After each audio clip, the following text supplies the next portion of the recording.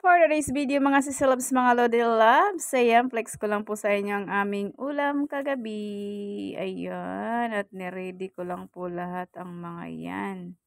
At si Habi na naman ang magluluto dahil masarap siyang magluto pag may gata. Ayan po ang ating mga veggies at meron po tayo dyang ihahalong dried labahita fish. O diba, yan lang ating sahog. Ayan, malunggay at meron tayong lemongrass. Ayan, napakasimpleng ulam po mga sisilabs, mga lodi loves, pero ang sarap. Lalo't malamig ang panahon, masarap talaga kumain pag may gataang ulam. Ayan, at niluto na nga ng aking hubby. Ayan, lapos na. Tara, let's eat.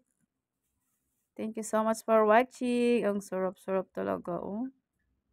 Basta gulay ay masarap.